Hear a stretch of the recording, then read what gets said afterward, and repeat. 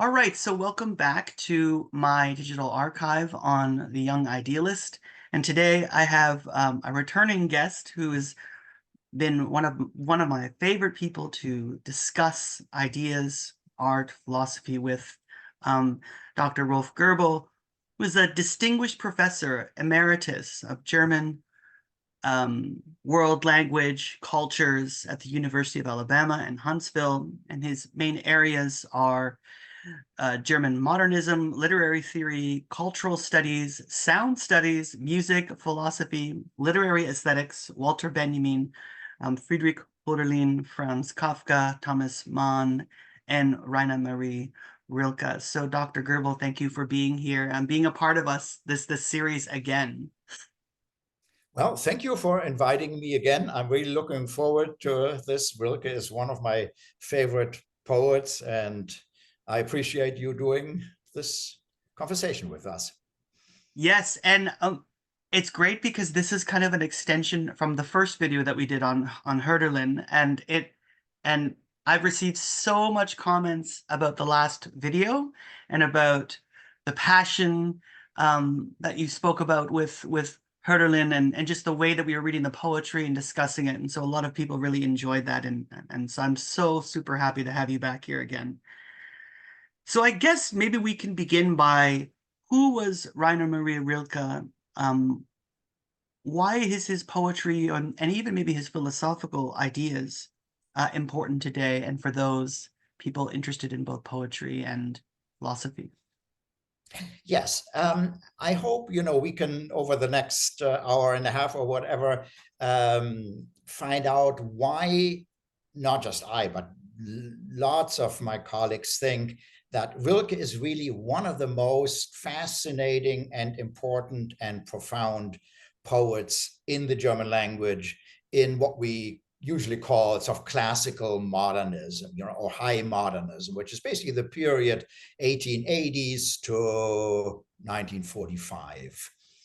And I find Rilke fascinating for one thing, because, as I will at least try to sketch, I find there is a very, very strange and intriguing contrast between, if I may be as polite as I can, between his extremely questionable biography, questionable in the German sense of fragwürdig, questionable and worthy of being asked about, and his terribly egocentric, sentimental, and kitschy early poetry, which we don't have to go into. It is on such a quantitatively and, in a way, qualitatively high level of kitsch that this would be a topic for, maybe not for this kind of video, but for university seminars. But with his middle and late period, which we will focus on, Rilke transformed himself almost miraculously into one of the most beautiful and profound poetic voices in modernism, on par, if not superior, to Ezra Pound and T.S. Eliot, just to mention two people. And so this triangular contrast between an extremely, again, questionable life, his kitschy, sentimental, narcissistic early poetry, and then this world-open, transformative, and extremely beautiful, elegant, and philosophically profound middle and late period. That makes Rilke unique and fascinating and captivating. Well, thank you very much for that. You highlighted him a lot of themes that make him seem very interesting and attractive to many people. I was wondering if we could maybe discuss his biography just briefly. You don't have to talk about all of his life, but maybe touch on some of the main events that made Rilke Rilke, if you Yeah, can. yeah, sure. He was born in 1875 in Prague, the same city as Franz Kafka, who was born in Prague in 1883. And Prague at that time, and still is, at that time certainly was one of the most sort of cosmopolitan cities where various cultures came together. Of course, the Czech-speaking majority, a very important German-speaking cultural community to which Rilke belonged. Within that German-speaking community, a Jewish German community to which Kafka, but not Rilke, belonged. Mhm. And so, like Kafka, Rilke was exposed from the beginning to a very, multicultural, cosmopolitan atmosphere in this one of the eastern centers of Central Europe. So he was born there in 1875, and his father was a frustrated bureaucrat, and his mother was a fervently pious and also very bigoted person. And we can talk about what this may or may not have to do with Rilke's very complicated religious views later on. His mother lost a daughter in the child's infancy. And when Rilke was born,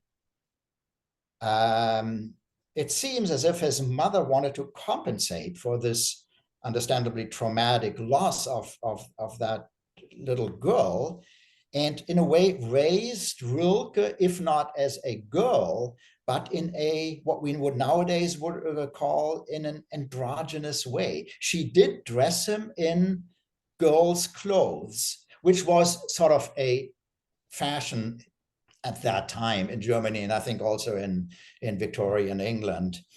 And it seems to be as if that experience left very, very, in a way, traumatic traces in Rilke's own psychological and intellectual and poetic development. Rilke, from the beginning, said, even as a boy, he felt that he was irreconcilably lonely. And in German, einsam, as you know, means solitary in a more positive way and lonely in a fairly negative way. And for Rilke, his Einsamkeit, his lonely solitariness, was one of the most important determining factors in his own life. And most likely because of that sort of irreconcilable loneliness, Rilke made a point of not pursuing a bourgeois life of any kind of regular work and employment. He wanted to be a poet, and because he felt not just lonely and solitary, but also in a way uprooted and rootlessness, he spent the 51 years of his life traveling.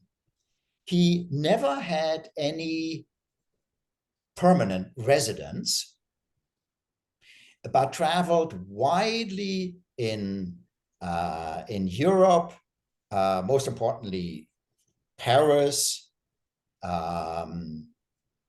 and Italy and Switzerland, and had the fortune of appealing intellectually and culturally, and maybe also somewhat platonically, erotically, to a number of mostly female benefactors, aristocratic, rich, highly cultured women who hosted him in their stately mansions and palaces and castles. Wow. And Rilke spent his life basically going from one place to another. At one point, he joined a painters colony in a little village, a little town, a village, Worpswede, near the North German city of Bremen, where he was intrigued by a group of sort of secessionist painters who wanted to depart from this sort of stultifying historicist paintings that were standard around 1899, 1900, 1910. These painters searched out that sort of desolate village, in this gray, barren landscape, and they painted these landscapes. And Rilke temporarily, at least, found some kind of artistic and intellectual affinity to that community of painters. And that's where he met his later wife, Clara Westhoff, who was a very accomplished sculptor and painter. And they fell in love and married, had one daughter, Ruth, but largely, again, because of Rilke's conflict between being erotically, intellectually attracted to women, but incapable of sustaining any, love relationship. Rilke and Clara also, when she realized this, basically lived separate. They, for legalistic reasons, they could not get legally divorced, but they basically lived separately for almost his entire life. And this so-called marriage is, again, indicative of the extreme coldness of Rilke as a character, not of his poetry. His poetry is anything but cold, yes. But he must have been one of the most icy artists of his time.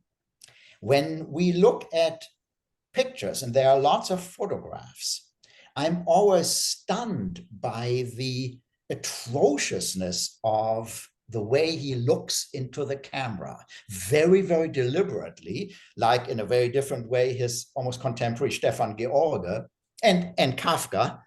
Yes. Kafka always looks into the camera in a very engaging, personable way.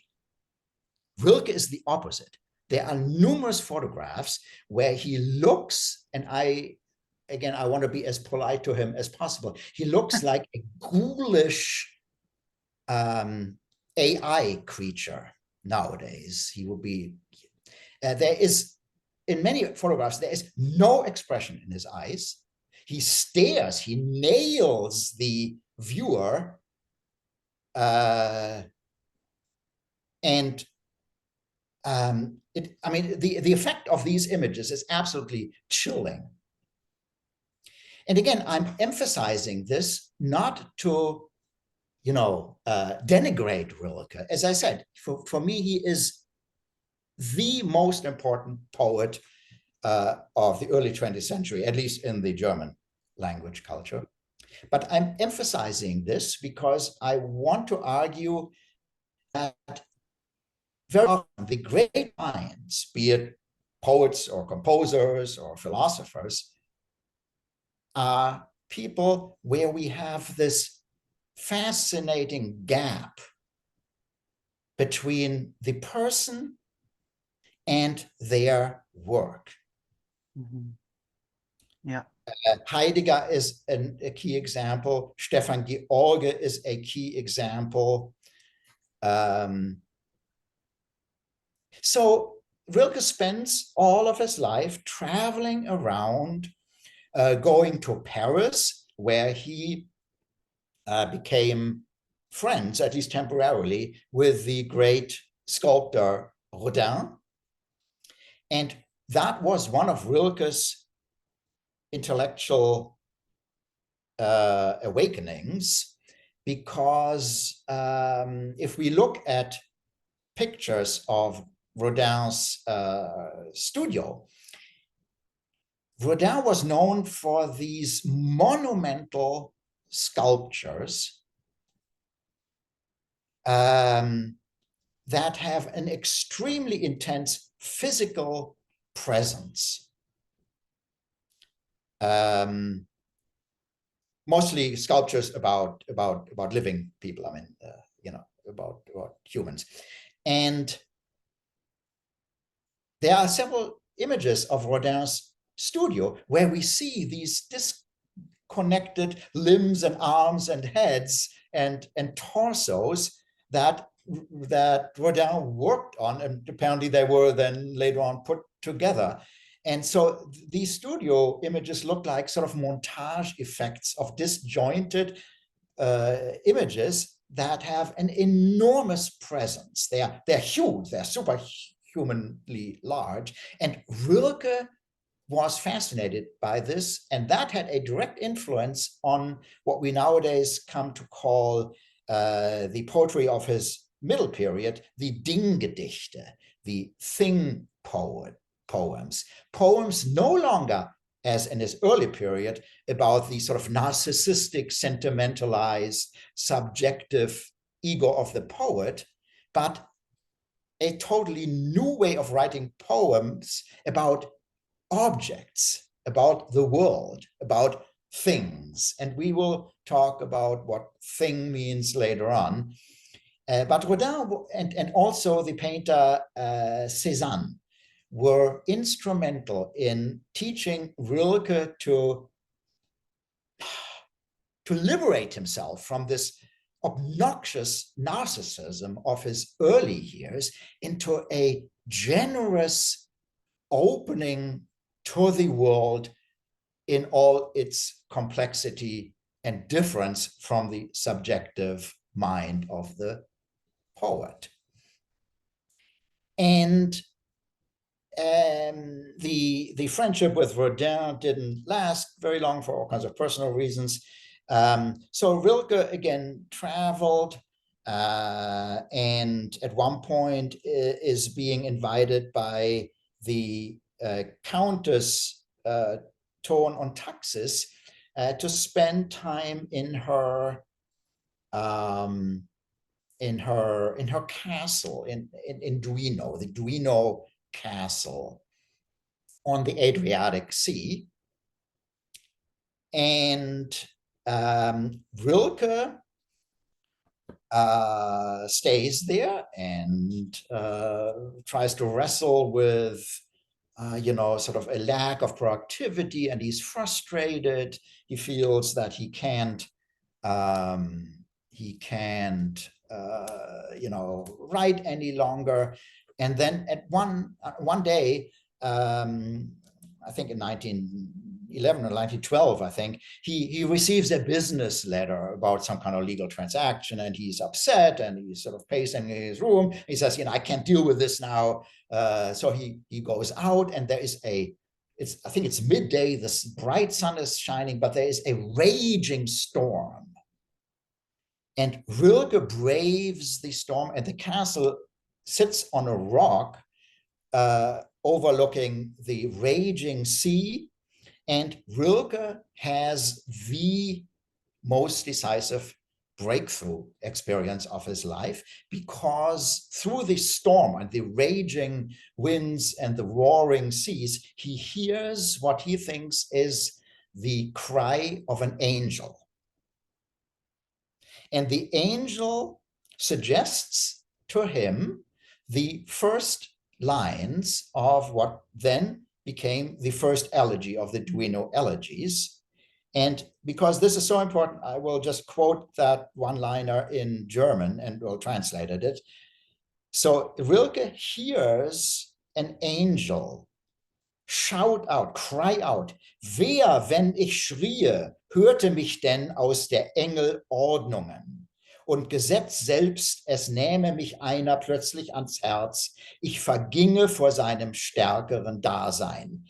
Denn das Schöne ist nichts als des schrecklichen Anfangs, den wir gerade noch ertragen, und wir bewundern es so, weil es gelassen verschmäht, uns zu zerstören. These are the first 6 or 7 lines of what then became the first elegy. Rilke only believed he heard the first sentence. Wer, wenn ich schrie, hörte mich denn aus der Engel Ordnungen? Who, when I cried out, would hear me from the angels' hierarchies? And Rilke thinks rightly that this is one of the most astonishing moments of poetic inspirations. For one thing, because Rilke, being a modern poet, by then had come to be suspicious of this sort of classical idealist notion of the divine inspiration, which sort of grabs the poet or the composer. Rilke by then was fairly sort of materialistic in his approach to writing as a labor, as a productivity. And so here he has this amazing experience. And he goes back and, raised by a German bureaucrat, first goes back to that damn letter and answers it. And then goes to his desk and writes the first elegy, which I just read the beginning. So here comes the English once more. Who, in my free translation, who, if or when I cried out, would hear me from the angels' hierarchies? And even if one of them, one of these angels, took me suddenly to their heart, I would vanish, I would perish before the angel's stronger being.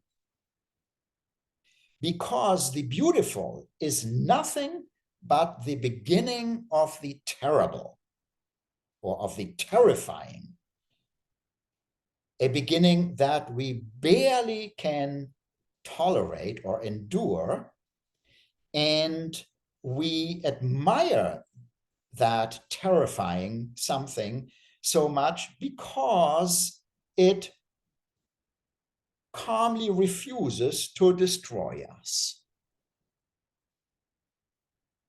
And here you have Rilke in a nutshell.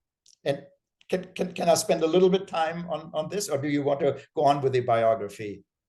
No, please continue. This is fantastic. And then I'll wrap up his biography. Again, you know, Rilke writes this down, and that first Duino elegy, you know, flows out of his innermost poetic being like a flood. And so for him, the angel and the angels are not these benign, supernatural, divine beings that, you know, protect us, take care of us. Angels for him are terrifying messengers of a transcendence that is not directly relatable to either the Judeo-Christian God or to any divinity. It is a transcendence that is simultaneously wholly other, both H-O-L-Y and W-H-O-L-L-Y, and yet, unlike more traditional notions of transcendence, that transcendence is simultaneously other and immanent in our life. And the angels for Rilke intrude violently sometimes, not always, into our immanence, into our worldly being, and take us to their heart, but in such a way that it radically uproots us and changes us and unsettles us. The angel, by taking me to his heart, takes me out of any kind of anchoring or groundedness. And that's why Rilke says, if that would happen, I would basically vanish. I would perish before the angel's much stronger existence or being. And why? And here Rilke is again the quintessential modernist. For the classicists, and we know this from idealist studies, for the idealists or for the classical romantic poets and painters, beautiful, the beautiful was related to truth and the moral good. So like a Mercedes star, right? Truth, beauty, and the good. And they are different, but they are interrelated and supplementary. But for Rilke, the beautiful has nothing to do with this. It has something to do with truth, but not in the classical sense. And it certainly has nothing to do with morality. Rilke is one of the poets who questions, without totally abandoning, of course, but some fundamentally questions all sort of classical romantic categories such as truth, the beautiful, morality. Again, he does not abandon them, but he radically interrogates them and refashions them in a modernist sense. So here for him, for Rilke, the Schöne, the beautiful, is not a benign aesthetic category. It is the beginning of something horrible, of something terrifying that cannot be conceptualized. And in German, you know, das Schreckliche, the terrible. In German, you can have these wonderful adjectives that are used like nouns, right? So the beautiful is nothing but the beginning of the terrible that we barely, just about, can endure. And now we admire it because in the post-classical sense, we have learned to admire the beautiful. But we only admire it not because it's uplifting or consoling, but because that terrifyingly beautiful sort of couldn't care less about us. We are not worth being destroyed by that beautiful, by that terrifying beauty that the angel represents. And you know, and the rest is literally poetic history, because Rilke wrote over the next 10 years, with a huge gap in between, wrote these 10 duino elegies. And these are his greatest legacy. And again, they are on a level of, shall we say, The Wasteland, right? By Eliot, just one example. And so Rilke lives on, traveling widely to Italy and Venice, including Venice, and then gets sick and spends, I think, decades being very, very sick. And the doctors don't really know what's going on. You know, they sent him to these fashionable spas.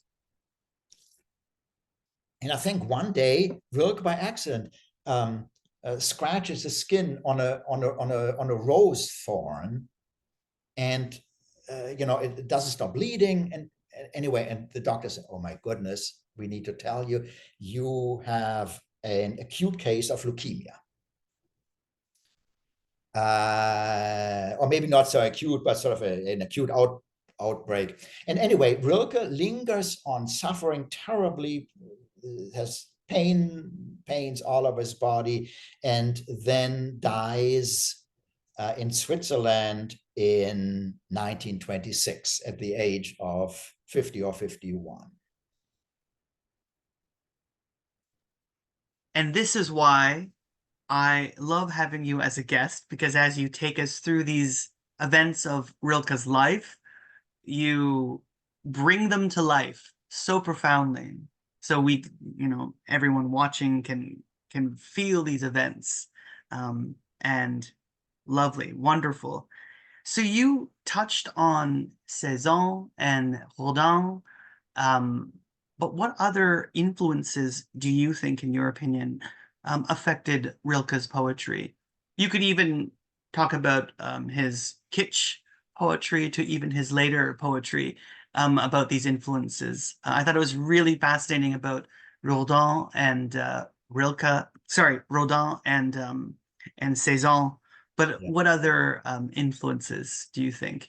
And I mean, this could lead us into, after this question, it could lead us into my next question, which is his influence to Hölderlin as a springboard for his thinking and of metaphors such as groundlessness, as you brought up, and this kind of dichotomy between transcendence and immanence. Sorry, that's a lot. Yeah, no. These are very good questions. Rilke, again, like any sort of high modernist, again, Ezra Pound, James Joyce, T.S. Eliot from the Anglophone realm, classical modernists are always extremely aware of the very, very long, in Rilke's case, European tradition, cultural tradition. Going back to classical Greek and Roman antiquity, and then via the Renaissance, via the Middle Ages. Rilke was very interested in the Middle Ages, the Renaissance, then the classical Romantic period. And so it would be really hard to sort of trace down all of his direct or indirect influences. But yes, I'm grateful you brought up Hölderlin, because Hölderlin, in my mind, is the sort of most direct influence on Rilke. And shall we go into a few details? Yes, absolutely. We definitely. Let me pull out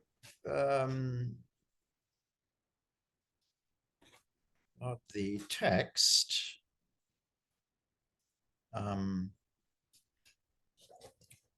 So Hölderlin, certainly in the German language realm, was the most important classical Romantic poet. In my mind, bolder and more daringly imaginative than certainly Schiller and Goethe, his great contemporaries. Hölderlin lived 1770 to 1883. Rilke was born 1875. So there are only a few decades in between, one lifespan. And Hölderlin, because he was so daringly radical in his imagination, it took quite some time for Hölderlin to be recognized as one of the greatest, if not the greatest, poet in the classical Romantic tradition. But around 1890s, 1900, 1910, Hölderlin experienced the first serious renaissance among German scholars and especially poets. Stefan George, again, was very, very instrumental in this.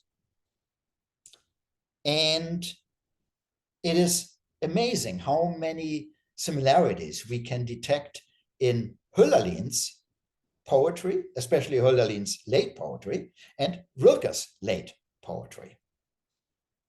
And you asked, how could we characterize that difference? Well, early on, this sort of overly sentimental poetry needs to be taken seriously for its very questionable character, because it was typical of the sort of Jugendstil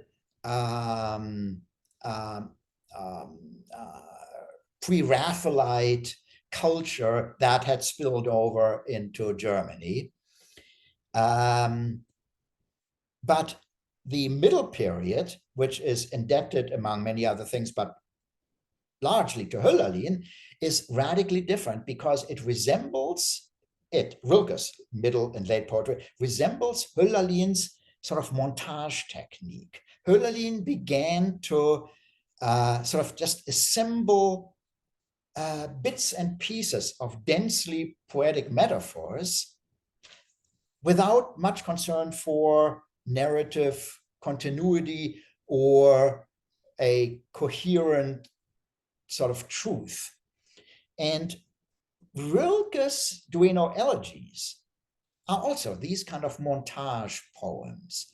They are more continuous within one elegy and across the elegies themselves than Hölderlin's poetry. But again, things like discontinuity, breaks, contradictions, hermetic metaphors that we cannot possibly, decode and decipher. That's what links Rilke to Hölderlin. For example, and again, I have the German original here. He wrote a poem an Hölderlin, to Hölderlin. And I just want to go into the first, again, 6 lines.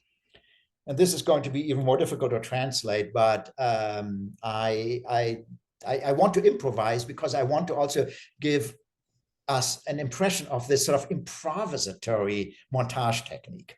Anyway, well, sorry to interrupt you. If you'd like to read it, I have the English translation that you sent me. So you can read the German like we did last time. I'll read the English afterwards. That way there's that nice. Yeah. Let's do that. All right, perfect. Yeah, great. Verweilung auch am vertrautesten nicht ist uns gegeben. Aus den erfüllten Bildern stürzt der Geist zu plötzlich zu füllenden. Sehen sind erst im Ewigen. Hier ist Fallen das Tüchtigste. Aus dem gekonnten Gefühl überfallen hinab ins Geahndete weiter. Wonderful. So here is the English translation of that Dr. Goebel had sent me. Here we go.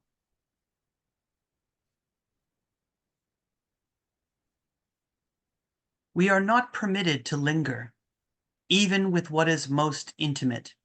From images that are full, the spirit plunges unto others that suddenly must be filled. There are no lakes till eternity. Here, falling is best, to fall from the mastered emotion into the guessed at and onward. Should I read the entire poem? No, I think that is enough. And unless you want to go, I mean, the poem goes on for a good. I mean, this is just maybe 1/5. It depends on your timetable. No. I think it's good to go through it and discuss maybe some of the ideas. I like that element as well too.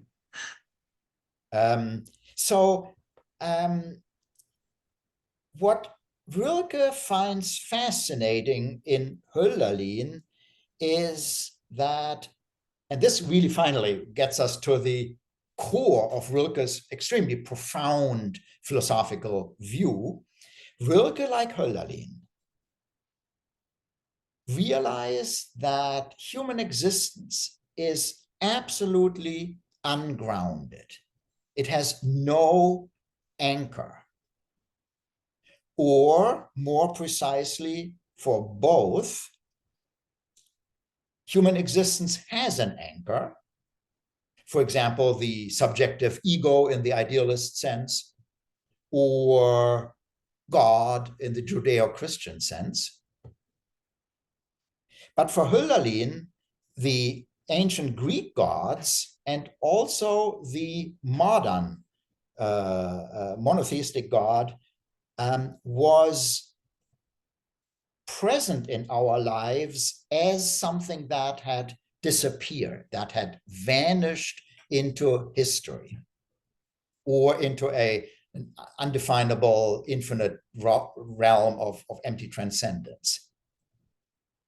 So neither poet is a traditional believer, but neither poet is sort of an atheist in the in the sense of other modern poets.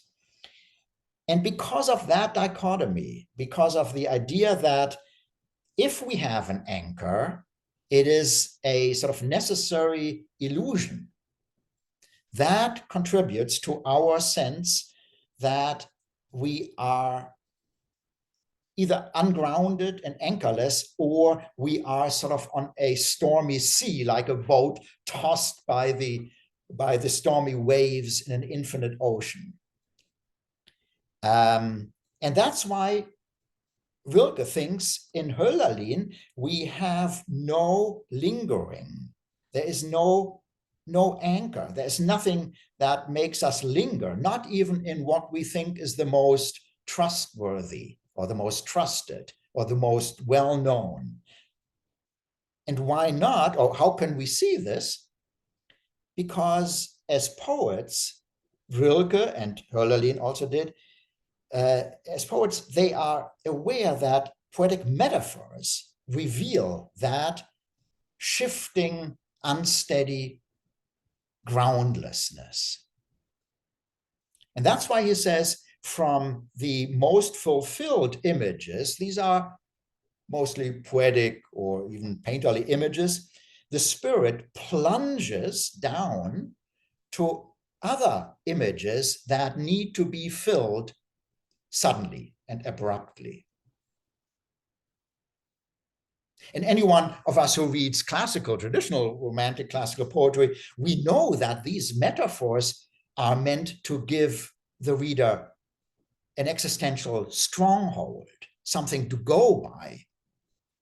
And here, images are the opposite.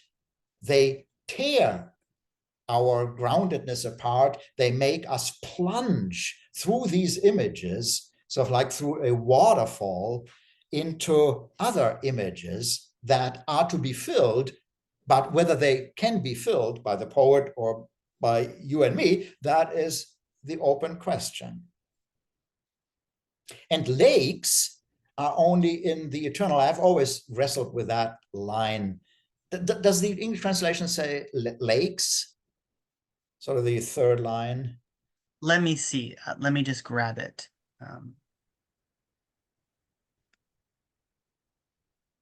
Plunges on to others that suddenly must be filled. There are no lakes till eternity here. Yes, lakes. Yeah, right. And that's a correct translation. And the question is, at least for me, what kind of lakes are these? But maybe these are, lakes are usually, peaceful, and certainly in the landscape of Switzerland and Italy that Rilke knew, lakes are gently embedded in a beautiful mountainous landscape. And so maybe for him, lakes are an image of stability that, if they exist, they will only be available to us in eternity, not in this life. And that's why he goes on here in our immanent life. Here, falling or plunging is the most active or the most accomplished task that we can do. Das Tüchtigste. And from any sort of feeling that is gekonnt, that we seem to master,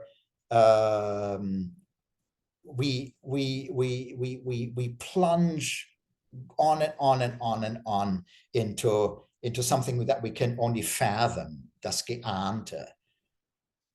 And so this is what Rilke was fascinated by when he read Hölderlin, and the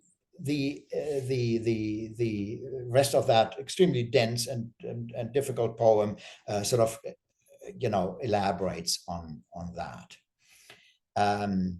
So again, Rilke was extremely aware of this rich European cultural tradition, but also felt alienated from it for personal reasons that we just sketched earlier.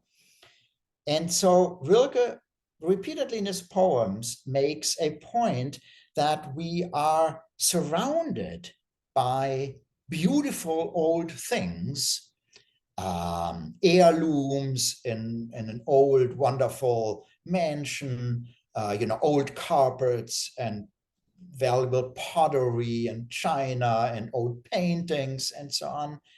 And Rilke feels that these objects are, on the one hand, saturated with memory and nostalgia and tradition. They have been inherited, they have been passed on through the traditions, but nowadays they are just sort of standing there in the midst of modern capitalist, commercial, technological society. And Rilke discovers in these beautiful objects the same loneliness that he discovered in himself throughout his entire life. And this is one of the great recurring ideas that Rilke in the Duino elegies and elsewhere says, we need to hold on to these objects because these objects constantly threaten to vanish, to fade away from our consciousness, because we are preoccupied with trivial everyday life concerns of commerce and politics and the First World War then and other things.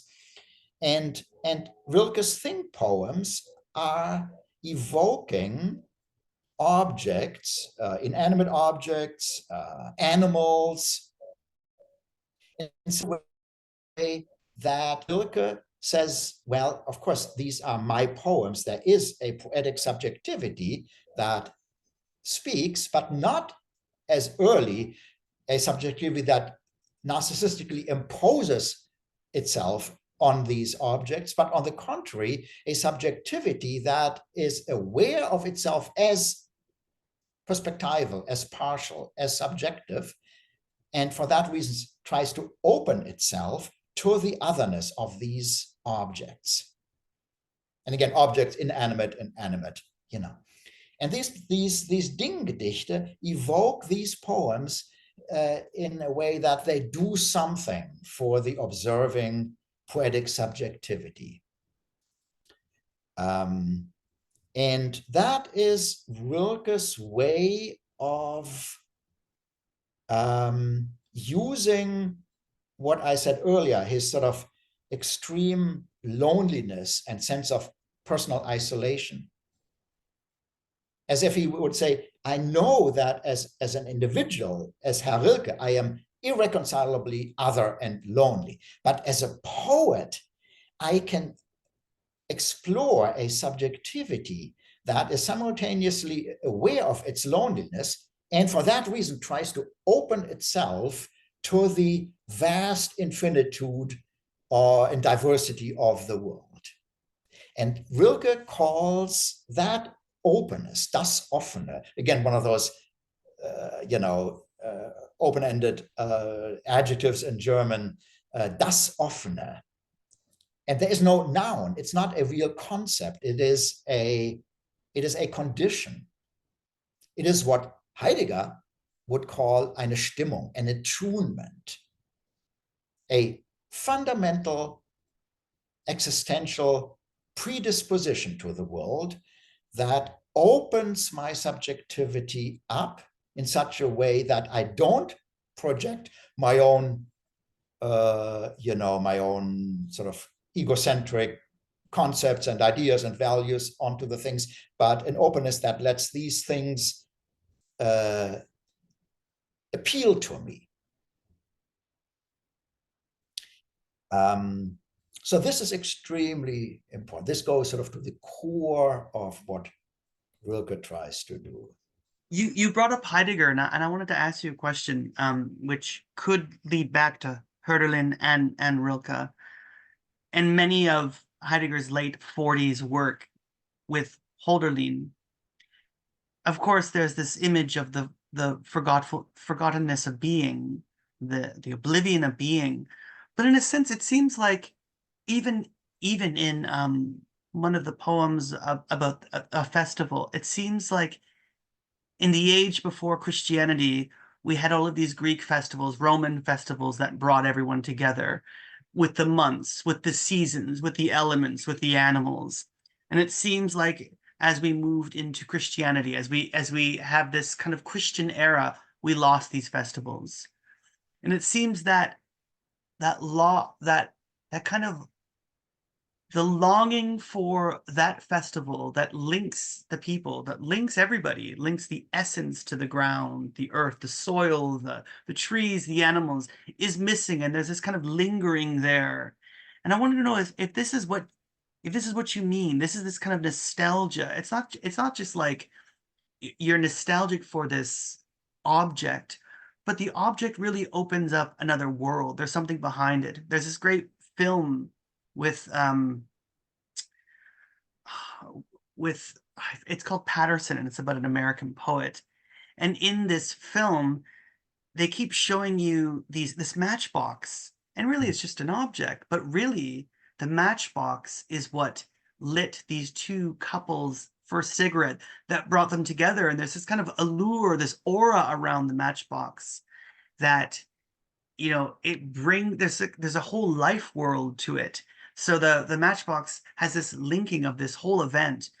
And I think this is what's sort of missing, I guess I'm asking you, that's missing, that's linking everything together. So there's this kind of, you know, even in Greek in Greek tragedy with the whole Korah and everyone being a part of everything. Is this what they're drawing to? Is this what's, you know, bringing them these kind of imagery, this whole, I'm sorry if I'm just No, yapping. this is very pertinent. And again, Rilke shares exactly what you said with Heidegger, who is, for better or for worse, in both senses, Rilke's most profound commentator, at least among philosophers, not necessarily among literary scholars. And what fascinates Heidegger in Rilke is, among other things, something that you sketched very nicely, this kind of openness. Heidegger, like Rilke and like Hölderlin, questioned the notion of at least some idealists that there is a self-assured, self-reflective, self-conscious ego, the subject, split off from the object, the world. I mean, this goes back to Descartes and so on and so forth. And Heidegger and Rilke and Kafka acknowledge that what we now call subject-object split is necessary for cognition. I mean, I have to have a certain epistemological distance from the object that I want to analyze. But the price that I pay for this analysis is my alienation from the object. I always use to my students the example of water. I mean, yes, the subject-object split has enabled me to understand water in various ways. For example, if I'm a chemist, as H2O. But for a believing Catholic, it is irrelevant whether that is H2O. It is relevant if the priest blessed it, and then it becomes holy water before Mass, right? So objects that we experience in that subject-object split take on a variety of interpretable aspects, H2O, holy water, and so on. And Heidegger, like Rilke, are interested in overcoming the subject-object split to begin with. So they are not trying to say, well, as a chemist, I give priority to H2O. As a believing Catholic, I give priority to the holy water. No, Heidegger and Rilke and Hölderlin earlier want to overcome the very subject-object split to begin with.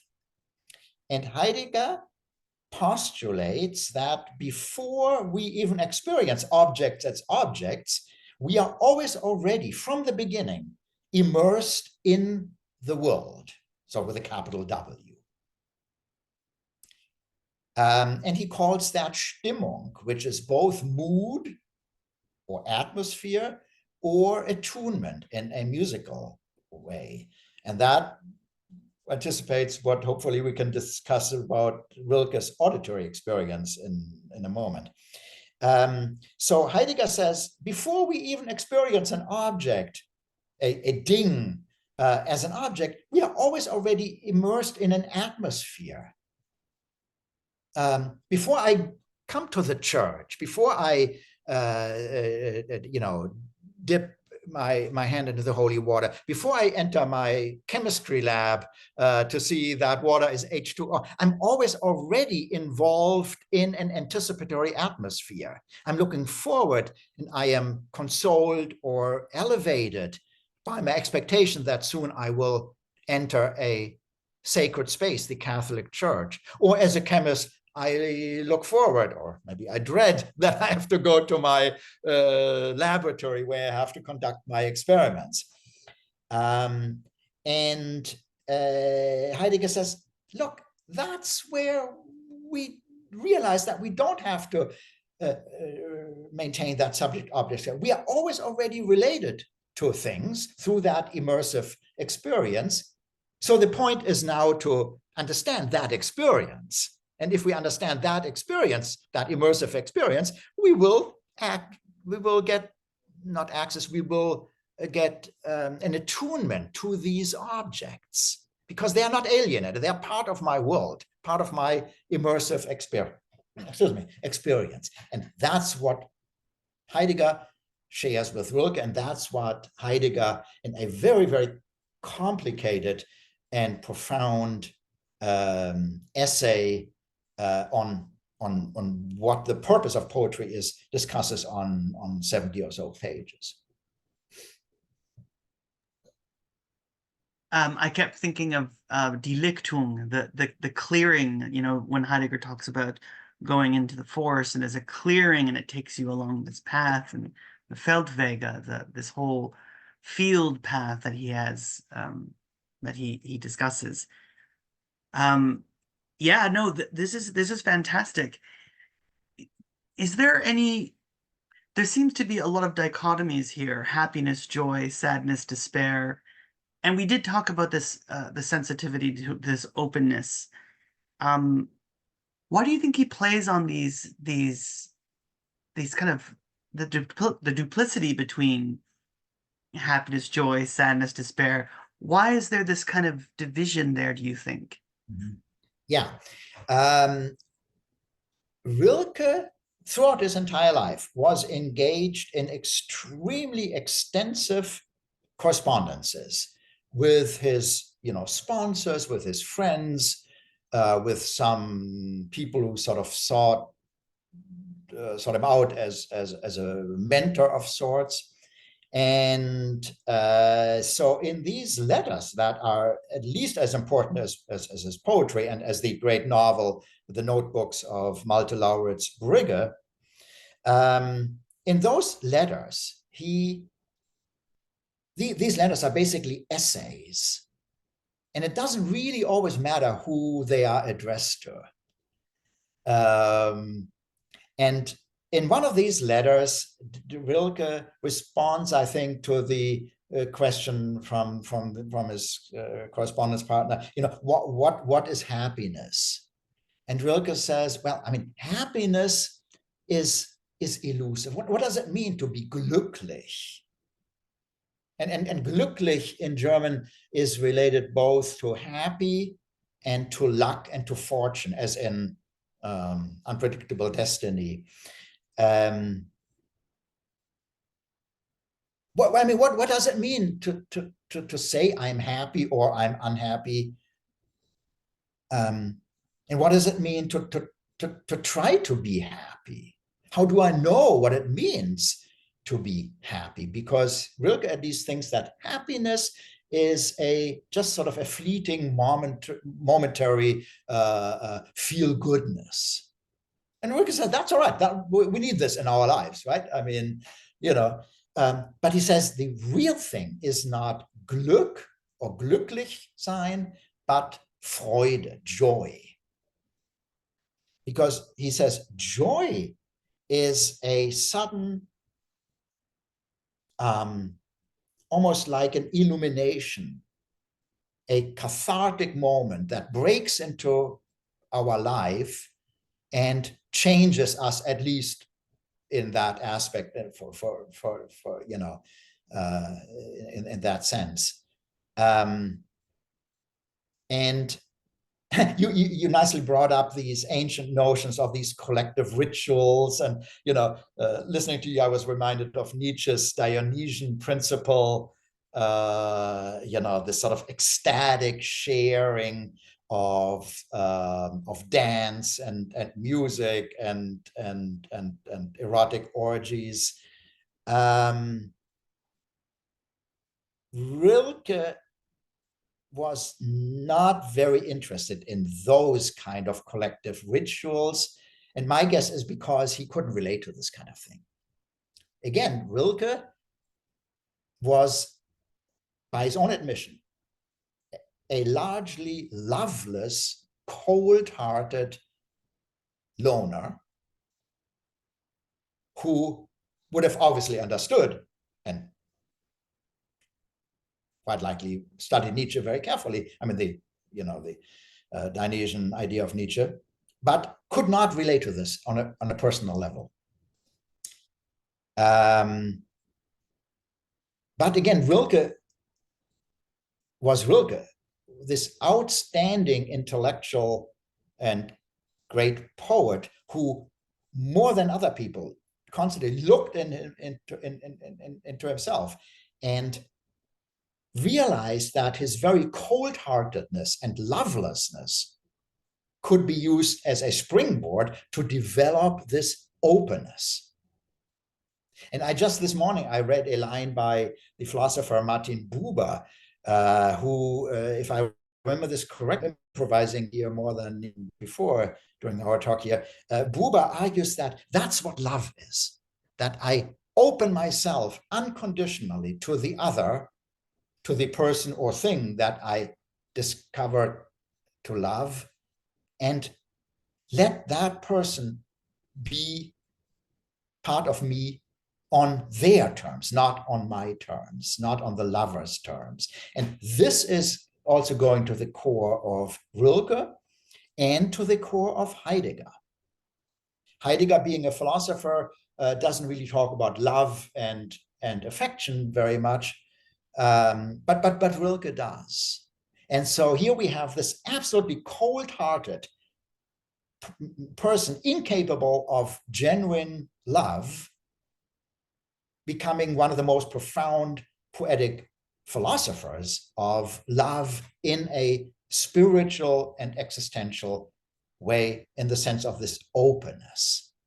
And he says, if I am open to the world, then the world comes to me and it intrudes me. It breaks my egocentric, narcissistic shell of the subject. It breaks it open violently very often and becomes part of what Rilke calls the inner heart space, the inner space of my heart. Not of my intellect, but of my heart. And he says, because, as I argued earlier, because Rilke felt that the world of objects is vanishing from our horizon. It's receding into this past of forgetfulness. For that reason, we need to rescue and redeem those objects in our inner heart space, which is not our egocentric, narcissistic subjectivity. It is our, innermost being, where things are revived, literally. They're alienated in the public world of commerce and ideology and worldly disasters. But if I let them into my heart space, these things, the world revives, is being resuscitated in a way. And many of Rilke's poems describe that transformation, including the Duino elegies. Well, that was a wonderful answer. Thank you so much. You were talking about Stimmung, so attunement and this kind of musical sound, and this was fantastic. I didn't know this about Rilke until you had sent me a couple poems to take a look at. And there really is this kind of exploration of music, auditory experience, and almost in a sense like a challenge against the visual, maybe our predisposition to always perceive things through the eyes as opposed to the auditory. So I was wondering, maybe we could take a look at Rilke on music, and then we could explore this separation between the auditory, not separation, but maybe an exploration between the auditory versus the challenge of the visual. I think that would be fantastic. Let's do that. For one thing, because I mean, I am primarily a scholar of literature, but I am also an amateur harpsichordist and organist, and music is extremely important to me in a personal way, less so in a scholarly way. I'm not a trained musicologist, and as I said, I am, at best an amateur musician. But anyway,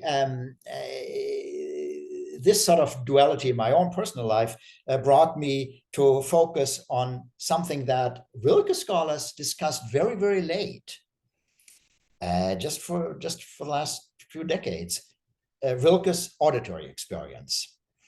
And that is important because most of his work, 90%, is about visual perception. The Dinggedichte, you see that he is observing these things and then writing a poem about them. So Rilke is more than lots of other modernist poets, primarily a radically visual poet. And you see this in these visual metaphors of highly concrete presence and what have you. And then he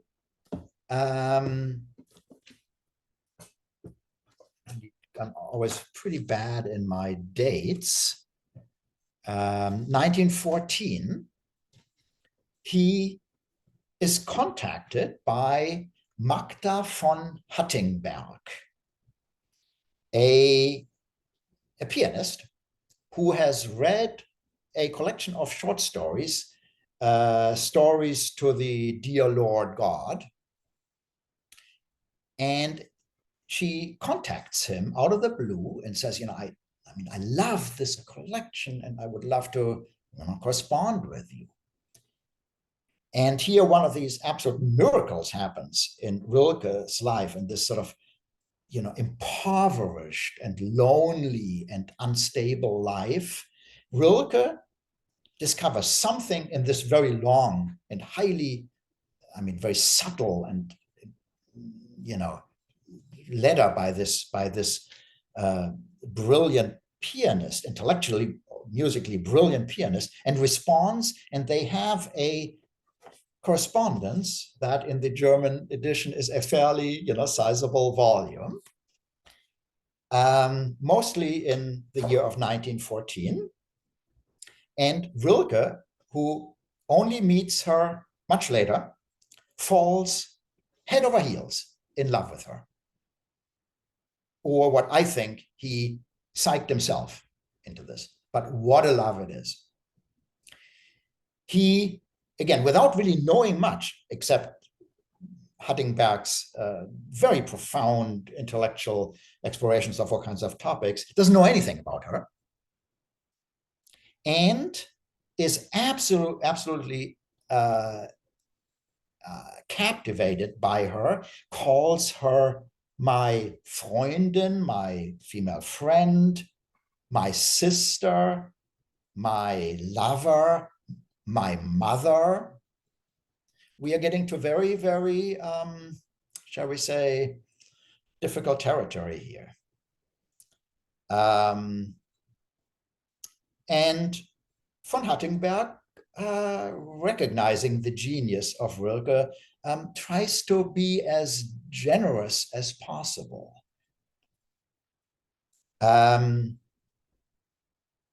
Including instilling Rilke something that he thought he had not experienced, a sensitivity to music.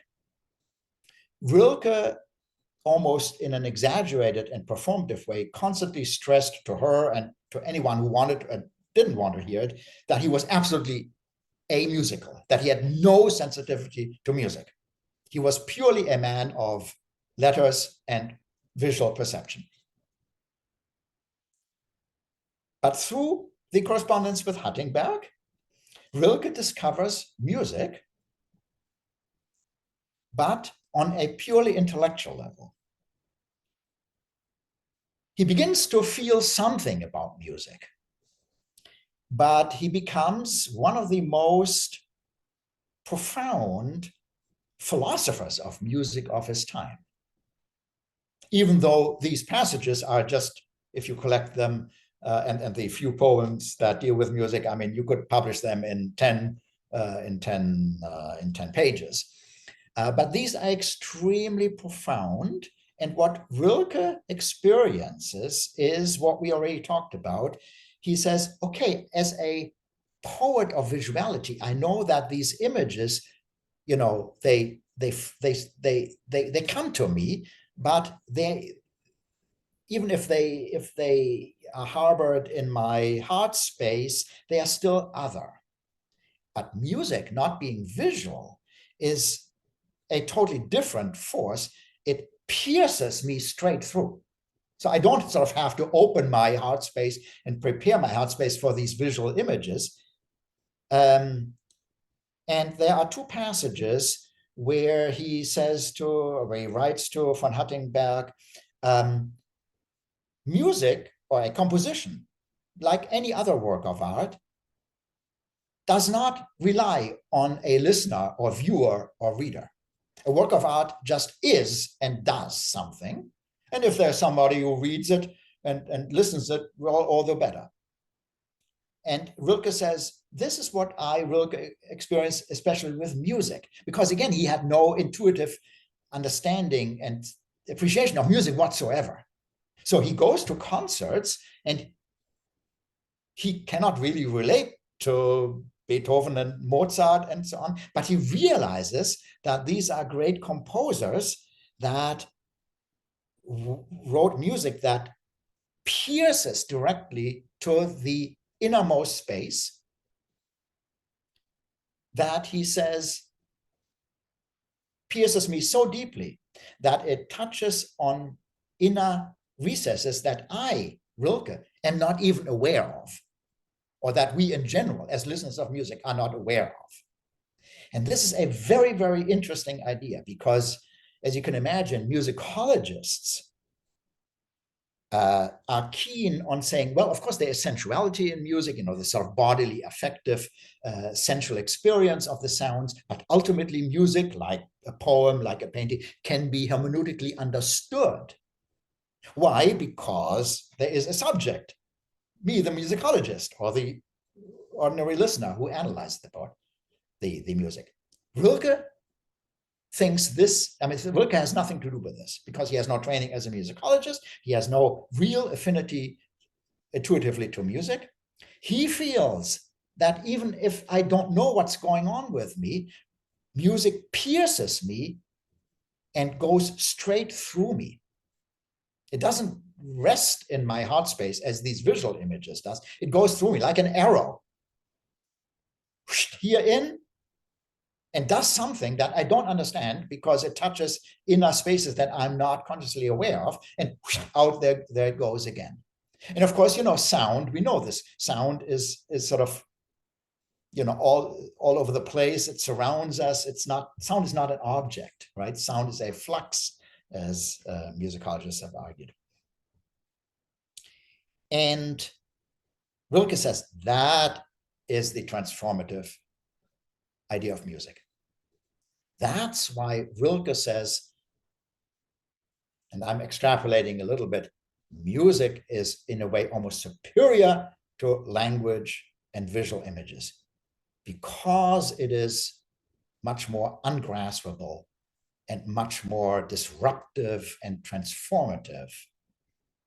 Not every one of my Rilke colleagues will agree with that last sentence, but I think this is what Rilke is after. Put differently, again, because as a person, he knows or he thinks that he cannot understand music. Music doesn't do anything for him. For that very reason, the intellectual Rilke says, music transforms or breaks me apart, disrupts me much more profoundly than visual images or a poem, even though it goes out to the back door right away. I can almost immediately get what he's saying and what you're saying. I was never really interested in classical music until about 2 or 3 years ago, when I started getting really into art. And believe it or not, it was the music of Eric Satie's Nonciens, which are the most unusual sounds and repetitive sounds from Nocien 1 and 3, and even 4. But the interesting thing about it is that what they drag out of you, I instantly get goosebumps. As you say, these sounds pierce you. They pierce your soul. And it's not visual. Something takes over you. There's some kind of inwardness that's taken over by these sounds. And especially for Satie, who's doing, this kind of elevator music or this early 1910s music. So I totally get what you're saying, and what Rilke's saying, and makes a lot of sense, actually. Yeah, and those compositions are among Satie's most sort of enigmatic compositions, I feel. I mean, they are this sort of sequence of totally ambiguous static chords, not much of a melody as in the gymnopedies, right? And Rilke would have picked up on things like that. Because, of course, I mean, as an intellectual listener, he was, extremely, accomplished. But yeah, this is absolutely fascinating. And that's why I sort of turned, if I may, say this in my own few publications on Rilke, I focused on the auditory experience of Rilke. My much more accomplished Rilke experts, they do a much better job dealing with everything else. And for now, the sizable body of scholarship by Rilke experts on the music in his life and in his writings. Several books, several articles. So I am fortunately not alone, but again, this is what absolutely fascinated me in Rilke, this sort of seemingly marginal, but actually very central focus on the auditory experience. I'll link if your papers are available on either academia or somewhere. I will link your published papers on Rilke and music. And just after I said that, maybe we should take a look at this poem that you sent about music. We could read it in the German and the English back and forth, and it'll give. You have the English translation, right? I do have the copy of the English translation. Yes. So we'll do the same thing. I'll read it in German, and then you read the English. Absolutely. Okay. So this is also a late poem, An die Musik, to music. Interestingly, Rilke, the seemingly totally amusical intellectual, talks to music. Early on, he said, an Hölderlin, he talks to the poet Hölderlin. Here he talks to music. An die Musik. Musik, Atem der Statuen. Vielleicht Stille der Bilder. Du Sprache, wo Sprachen enden. Du Zeit, die senkrecht steht auf der Richtung vergehender Herzen. Gefühle zu wem? O du der Gefühle Wandlung in was? In hörbare Landschaft. Du fremde Musik, du uns entwachsener Herzraum, innigstes Unser, das uns übersteigend hinausdrängt. Heiliger Abschied, da uns das Innere umsteht als geübteste Ferne, als andere Seite der Luft, rein, riesig, nicht mehr bewohnbar. Beautiful. Absolutely. I wish I could read German just in the same tone and spirit as you do. So here it is, To Music by Rilke. Music, breathing of statues, perhaps, silence of paintings. You language, where all language ends. You time, standing vertically on the motions of mortal hearts. Feelings, for whom? O you, the transformation of feelings into what? Into audible landscape. You, stranger music, you, heart space, grown out of us, the deeper space in us, which rising above us, forces its way out, holy departure, when the innermost point in us stands, outside as the most practiced distance, as the other, side of the air, pure, boundless, no longer habitable. Gorgeous, beautiful. Yeah. I don't remember who is the translator of this. Stefan Mitchell, is that how is that? Yeah, Yes. right. He is one of the great Rilke translators, and not just Rilke. I mean, he has done very important work from translating German literature. Yeah, okay. This is a very good translation. Shall we talk a little about some details here? Yes, I think we should. Please do. So again, Rilke, the amusical poet of visuality, talks to music. He wants to have a dialogue with music, as he wants to do with everything else. So he says, music, you are the breath of the statues. He's still captivated by his object, by his visual object. So the first thing that comes to mind is that he compares music to the breath of statues. I mean, no musician probably would associate music with the breath of statues, right? So Rilke is really very much, as a former student of Rodin, he's a man of visuality and of thingness. But he, being Rilke, is extremely self-critical. He says, well, perhaps silence, meaning you, music, you are not just the breath of statues, whatever that means, one of these metaphors that cannot really be decoded beyond what I suggested. Beyond that, perhaps you, music, are the stillness of pictures. And in English, stillness works better than Stille. Stille in German is just an absence of sound. But stillness in English, of course, is absence of sound and not moving. Right. So that's not what we have. We only have the quietness. Yeah. But if we look at pictures that depict composers at the piano, there's a famous painting of Liszt playing Beethoven, improvising at the piano, inspired by Beethoven, and all his sort of friends are listening. The picture cannot sound, but we sort of seem to hear the music through that silent painting. So that music is the stillness of images or pictures. That begins to make sense, right? He's getting himself worked into what music is. And then he takes up the master topos of romantic metaphysics, the romantic music metaphysics, do music, you language, where language ends.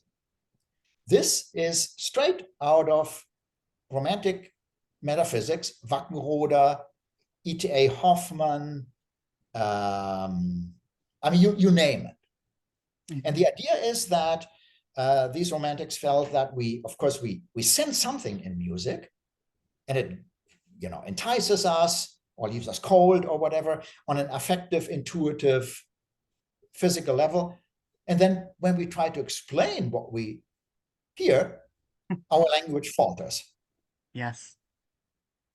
This, of course, is the continuous problem of my good colleagues, the musicologists, who need to talk about music and talk about music in an extremely profound and scholarly, erudite way. But if they are aware of their limitations, then they realize that they are constantly, this is an uphill battle of sorts. So language, meaning music is sort of a musical language, but a language where verbal languages end. It is beyond it. And then he says, do music, you are a time that stands vertically on the vector of vanishing hearts. The heart is Rilke's inner heart realm of sensibility. And music, Rilke didn't invent this either, is of course a predominantly temporal art. It unfolds in time, in addition to being performed in spaces. And he says there are sort of two vectors. One is the horizontal vector of my heart, that because it belongs to my living being, to my vanishing body, is constantly vergehen, is always vanishing throughout my entire life. And music is a time vector that stands horizontally on that stands vertically on the horizontal vector, right? You time that stands vertically on the Richtung, on the sort of like a mathematical vector of vanishing hearts. Feelings to whom? Well, yeah, because whatever music does, we can't immediately say, oh, this Mozart sonata movement 1 is about joy, and the slow largo in the middle is about melancholy, and the final quick rondo is about exuberance. I mean, this is primitive music interpretation. So Rilke says, of course, we always feel something, but what feelings are they, and to whom are they directed? Gefühle zu wem? Feelings to whom? And he says, well, whatever you are, music, you are a language of affects, of feelings that transform something for us. And what it is, we don't know, but whatever music transforms, it transforms it into hörbare Landschaft, into an audible landscape, into an audible scenery. Rilke again thinks in visual images, right? A landscape is a visual experience. But this language, that landscape becomes audible. And Rilke, who is almost proud of, as I said, telling anyone who wants and doesn't want to hear it, that he knows nothing about music, he says, du Fremde, you alien, music.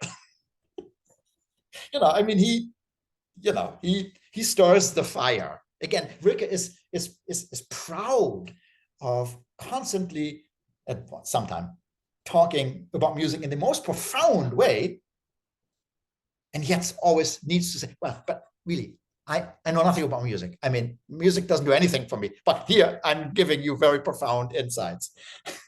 Du fremde Musik, du uns entwachsener Herzraum, right? Herzraum, again, is this inner space of the subject that is open to everything, including music. And music as I hinted earlier, for Rilke is something that goes into my heart space, but also then leaves that heart space. It grows out of it again. It doesn't remain there. Innigstes Unser, our innermost, that going beyond us, because it doesn't stay in my heart space, presses outward into a holy farewell, into a sacred kind of farewell. Music comes to me, penetrates me, intrudes me into this sort of heart space that is largely unknown to me, but then bids farewell, heilig Abschied. And again, Rilke knows his romantic metaphysics of music inside out. The Romantics were not the first, but among those who considered music not just an aesthetic pleasure, but something sacred. I mean, you find this in medieval music theory and so on. But the Romantics also felt that music is not just, as I said, something aesthetically beautiful and affectively moving, but there's something transcendent, something that lifts us up into a sacred or holy space. And heilig in German means sacred and holy. But music does that, lifts us up by departing from us. And it surrounds us, music surrounds us as a highly accomplished farness, as something that is distant. It surrounds us, but is at the same time distant. Because for one thing, music is not an object. I can't grab it. I can notate it in a score, but music is not something that I can grab. Music is not an object. The score is an object, but not music. Here again, many musicologists would disagree with me on that point. But for Rilke, certainly music is not an object, right? It's a temporal something that surrounds me. It is the other side of air. Again, a metaphor that is fairly hard to decipher. And then one line each, rein, pure, monstrous, riese, huge, enormous, no longer inhabitable. And that is interesting. That's the entire poem. That is interesting because Rilke says music, again, does something with me as a subject. It invades me, it changes me, but it does not allow me to inhabit it. It gives me no rest. Bewohnbar is you know, it's something that can be that's given me a homestead. And that's not what music does, because it's a temporal art. It comes and goes, leaves me transformed. And I can, of course, have memories of music. I can write a wonderful poem about it. But music for Rilke is fundamentally not graspable and cannot be inhabited. And I'm fascinated by this because, for one thing, Rilke is, again, one of the greatest and most profound poets of his time, because he debates lots of very, very fundamental issues of human existence. For example, what does it mean to listen and to hear music or other sounds? But in a way that is so radical that we cannot inhabit Rilke. Rilke is not what countless self-help book and so on, collections, Rilke for this, Rilke for the summer, and Rilke for this and that thought. Rilke is not someone who we can own and possess, because he is so profound and so radical, and again, so questionable in the sense of fragwürdig, dubious, and highly fascinating to be asked endless questions about, that yeah, Rilke is not an object that we can possess. It's Um, it's it's like music. It penetrates us and leaves us, but we're left with these lingering memories that, we can hear the song again in our head, but we're not hearing it in time. It's a memory in a sense. It's a remnant. yes, exactly. That's and Rilke is also like Proust, of course, is the master of memory as something that very often erupts in us from our subconscious uh, and haunts us and occupies us and you know uh, is something enjoyable, but is largely out of our control, right? And so this is what art, well, at least that's what music is for Rilke. Um, and so again, the importance of Rilke is not that we can easily identify with him.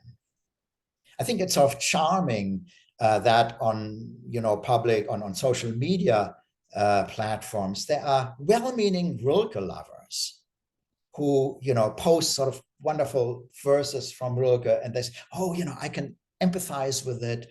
I can understand. I can immediately relate to this. I had the same experience, and I think this is wonderful. I'm not belittling that at all. It's heartwarming. You see an enthusiasm of ordinary Rilke readers who just found a poem, usually from the earlier period, and they just love it. And I think it's great. But within that sort of intuitive love of Rilke's poems, we need to go deeper and discover this sort of incommensurable otherness of Rilke that he himself always felt about himself. And when we do both, when we intuitively love certain Rilke verses and we post them on social media, and yet recognize this sort of unfathomable profundity, then I think we begin to understand a genius like Rilke and maybe, others, I don't know, James Joyce or, think of Finnegan's Wake or so. This is really what great literature is. Not something that I say, oh, I get it. That's what he said. No. Rilke is very, very different, and that's why he's one of the greatest. I am guilty of taking phrases, a line or two, and posting on social media. I'm guilty right here. Me too. Yeah, 100%. But I think it's not the long passage, but the sentence or two that kind of affects you. And this is what made him stand out to me. And I am not a person that's very well versed in literature. One of my best friends is studying literature, and he's working on Milton and the Renaissance. And I've been slowly introduced to a lot of these, sometimes through Heidegger, sometimes through other people's work. And Rilke really affected me. And this is why I had you come here and go through these passages. And what I think really, really accentuates his work is when you take us through his passages and explain certain things. Not the average student takes a long time for them to get poetry, to actually read through poetry. It's quite hard, actually. And I think it's very helpful to go through a lot of his work. So I really, really thank you for taking us through these passages. Well, and thank you for these wonderful questions and points that you raised. Rilke, again, like Hölderlin and Heidegger, certainly are philosophers and poets of dialogue, aren't they? Yes. It's all about the dialogical, and this is what reading good literature or good philosopher is. It's a dialogue with the text. Yeah, yeah. Mhm. I wanted to ask you, just I guess maybe this is the last question. I don't want to take too much of your time. How did you how did you get interested in Rilke? Where did you first read Rilke? That's a very good question. And I don't know, to be honest. Hmm. I do remember when I first read Kafka. I was 16. I was browsing in a bookstore, and there was a novel named The Castle Wow. by someone named Kafka. And I picked them up, and yeah. But that's a very interesting. I seriously, I don't know. Hmm. Uh, I must have encountered him certainly in my studies of German literature, but I don't remember ever having taken a seminar on Rilke. We may have discussed, poems like The Panther or the archaic torso of Apollo. These are wonderful Dinggedichte, and they are very good sort of advanced high school texts, and maybe that's where I encountered him. But I mean, it's an interesting question, but I don't know. Here again, it's something that I have grown into over the years, and I have only gotten really interested in Rilke on a scholarly level for just a couple of years, actually. Yeah, 2 or 3 years. I've read Rilke for decades, presumably, but yeah, this is one of these bottomless pits in my own life where I don't know where Rilke came into my heart space. Yeah. So for the viewer watching this video, that's gone along this journey with both of us. Where would you recommend them to start to read Rilke? In either the English or the German. Yeah, yeah. I would say go to the middle period. Don't start with the Duino elegies or the sonnets to Orpheus. Start with the Neue Gedichte, the new poems. Look up poems like, as I mentioned, Der Panther, the Panther. He wrote a fascinating, one of my favorite poems. And as always, I cannot find it. On Venice. Yes, Spätherbst in Venedig, late autumn or late fall in Venice is probably the English translation. These are very accessible, and they are beautifully crafted. They're short, sometimes just sonnets, and extremely visual and concrete and descriptive. And within 15 or so lines, we get much of Rilke's handling of poetic imagery, of philosophical concerns. Again, the idea of being radically open to new experiences, taking the point of view of others, like, excuse me, of the Panther. And I don't want to give away too many details. But Rilke tries to take the point of view of a panther in his cage.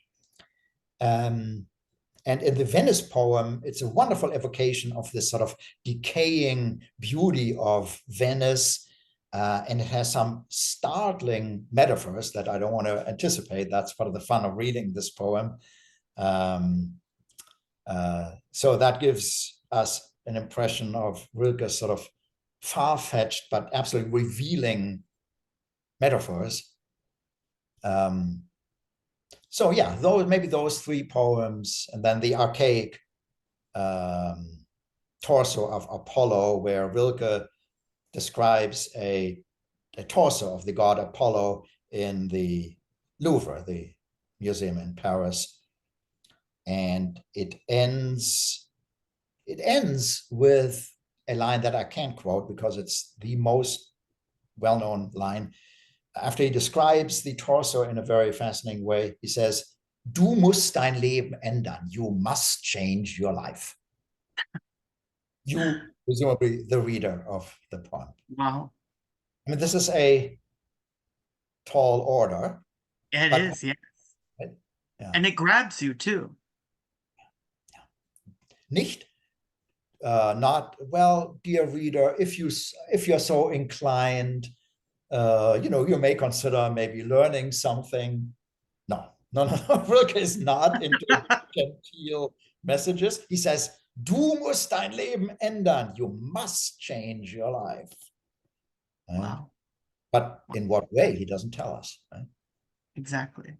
That's the beauty of it.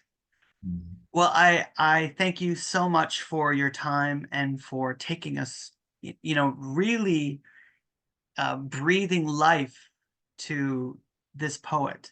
You really did do that. So you're the tune that brought this statue together here, to use that metaphor.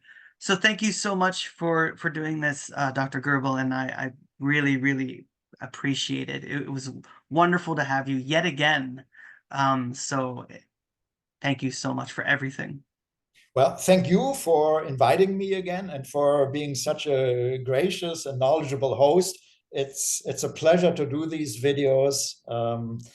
And while we talked about, I even began to discover new things in Rilke. So thank you very much for your generosity and for hosting this. Well, it's again, everyone is gonna witness a treat to have your passion and your knowledge. So thank you so much, and take care. You too. Thank you.